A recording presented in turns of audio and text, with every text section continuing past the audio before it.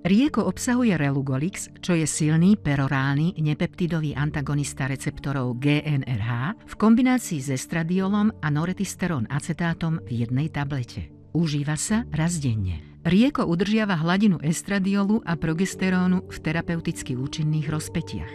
Ako teda rieko ovplyvňuje os hypotalamus, hypofýza, ovária?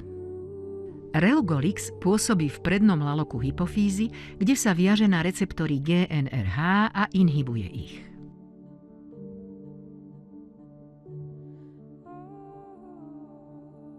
Táto inhibícia receptorov GNRH vedie k obmedzovaniu uvoľňovania LH a FSH z predného laloka hypofýzy a dochádza k výraznému zníženiu koncentrácií LH a FSH v cirkulácii.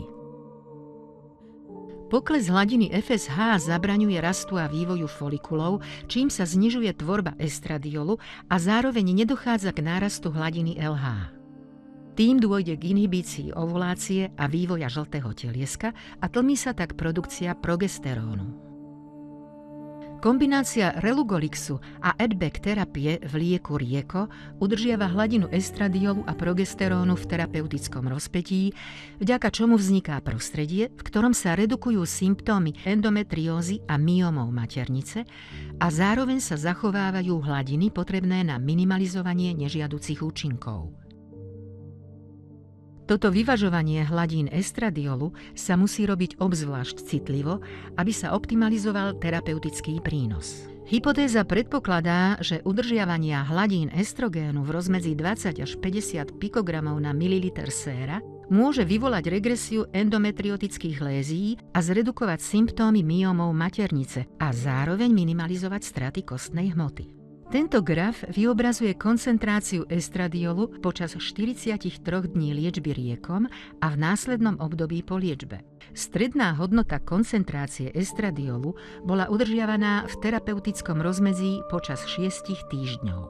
Cieľom liečby je citlivé vyváženie hladín estradiolu v striktnom terapeuticky účinnom rozmedzí 20 až 50 pikogramov na mililiter séra. Toto je ťažko dosiahnuť pomocou samotného GNRH antagonistu. Rieko je v súčasnosti jediný liek, ktorý v jednej tablete obsahuje kombináciu relugolixu, estradiolu a noretisterón acetátu, čo umožňuje presnú reguláciu hladín estradiolu. Táto presná regulácia hladín hormónov umožňuje starostlivé vyváženie účinnosti a tolerancie a zároveň zachováva kostnú minerálnu denzitu a tiež obnovuje rovnováhu v živote ženy.